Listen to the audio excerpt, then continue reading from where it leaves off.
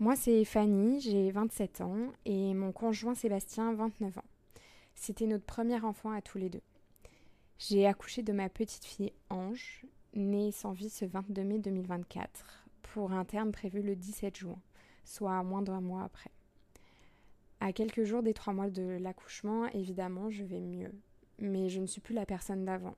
Je suis changée à vie et une partie de moi restera brisée.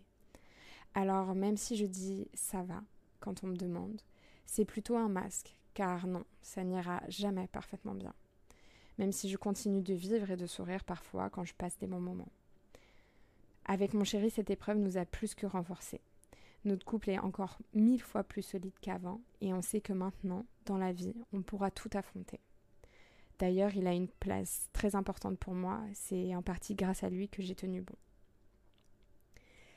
Cette épreuve nous a vraiment confortés dans l'idée de vouloir vraiment un enfant et maintenant encore plus. Le suivi médical, je n'ai pas trop d'avis à partager, je n'ai pas voulu de moi-même un soutien psychologique car je n'en ressens pas le besoin.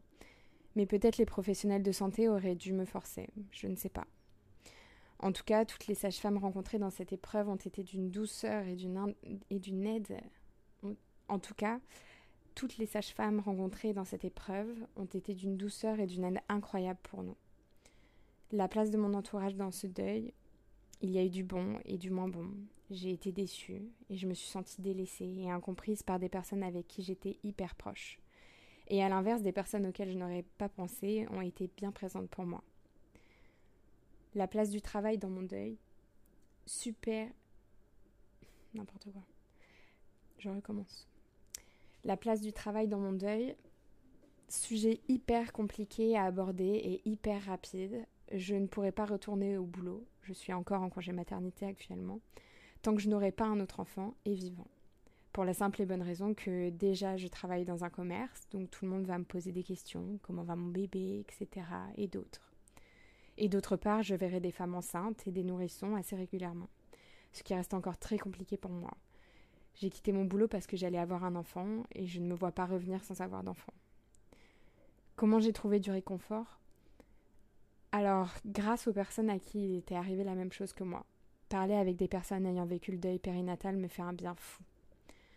Savoir leur histoire, leur vécu, leur succès par la suite, ce qui me donne beaucoup d'espoir, ainsi que les groupes dédiés à ça sur les réseaux sociaux. Non, aucun projet en cours qui m'ont permis de me projeter. J'y réfléchis encore.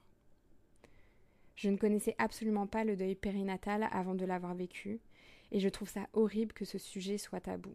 Jamais j'aurais pensé que ça pouvait arriver à un stade autant avancé de la grossesse. En parler, podcast, télévision. J'aimerais moi-même beaucoup regarder par exemple un film sur ça. Étant assez suivi sur les réseaux sociaux, le fait d'en parler et d'avoir partagé mon histoire, j'ai pu constater que oui, c'est très tabou, car beaucoup de personnes l'ont vécu, et j'en avais jamais entendu parler. Et j'ai, à travers mon histoire, reçu beaucoup de messages de personnes ayant vécu cela, qui m'ont remercié d'avoir partagé mon histoire et qui m'ont dit que mes mots leur faisaient du bien. Alors si chacun racontait son histoire, je suis sûre que ça aiderait beaucoup de personnes.